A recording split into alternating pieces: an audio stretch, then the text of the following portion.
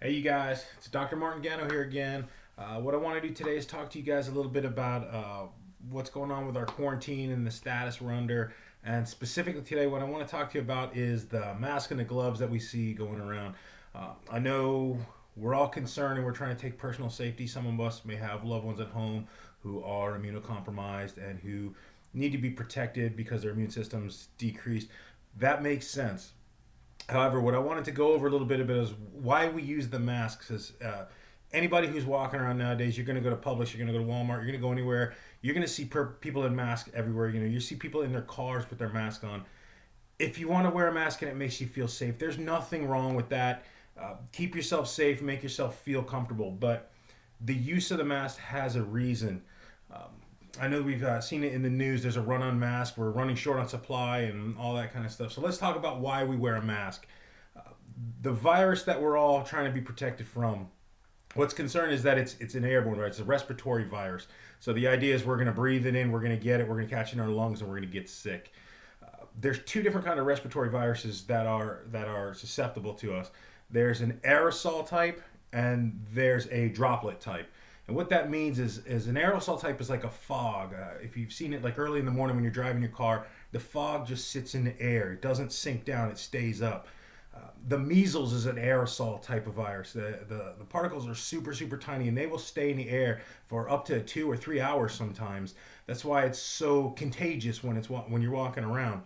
Uh, this virus is not an aerosol virus. There's studies. I'll show you studies today.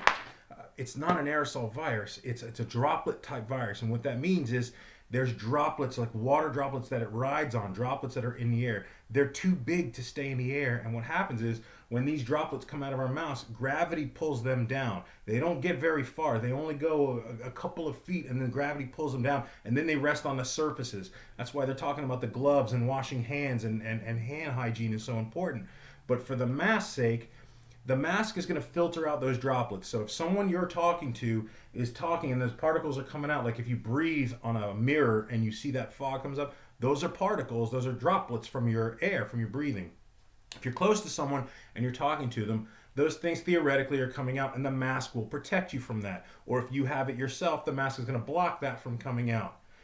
That being said, the droplets only go a couple of feet. They don't go past 4 feet, 5 feet, and they sink to the ground and they only last in the air a few seconds. So if you're not actively around anyone, the mask is not doing you any good. It's not protecting you from anything because there's nothing there. It's not in the air. If you're around people, close contact with people, that's what the mask is for. Here's some studies that I'll read you from. This is from the CDC. The CDC puts out a report called the Morbidity and Mortality Weekly Report. This one was called Active Monitoring of Persons Exposed to Patients with Confirmed COVID 19. And what they said was this. They were talking about aerosols versus droplets, and they said it's just not happening early in the month. So the CDC reported the rate of symptomatic infection among patients whose household members.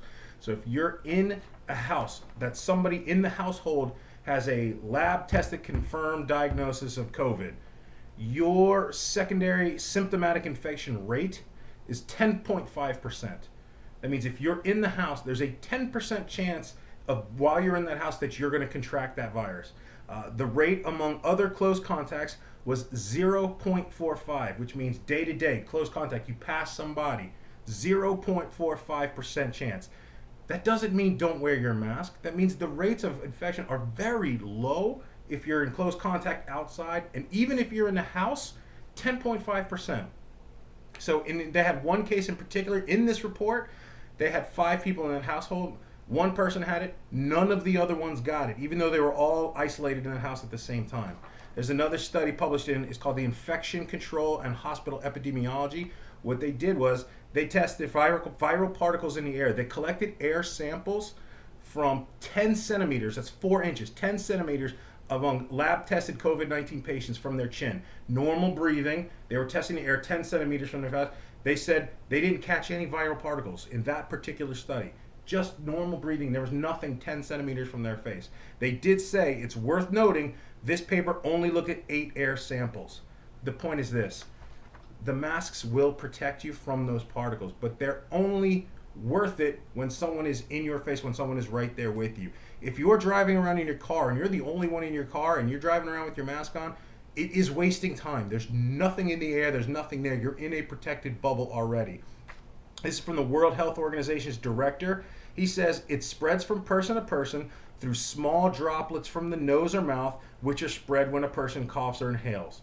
That's from the World Health Organization. What they said was, according to this way of thinking, the blobs of viral particles that get expelled when someone coughs or exhales are too big to float around. They mainly cause infection by landing onto someone close or by dropping on a surface and then they're later transferred. Wash your hands, practice that kind of hygiene. If you're talking to someone, if you're concerned, wear the mask. If you have someone susceptible at home, wear your mask. But if you're walking around by yourself, if you're driving around in your car, you wear your mask if you want, if it makes you comfortable. But according to the CDC, according to the World Health Organization, you don't need to do that. You can if you want, it's fine. But I thought I'd give you a little bit of relief from having to walk around in that mask. Many of my patients been coming in. They come in the office and they got their mask and they're telling me how uncomfortable it is, how foggy it gets, how scratchy it gets, it irritates them. When you're in your private space, you don't need to wear the mask. I really hope this helps some of you guys. I went on a little longer than I wanted to, but I like reading these studies and I like sharing this with you guys. So share this with some people. Log on to our website if you need any help. Give us a call at the office.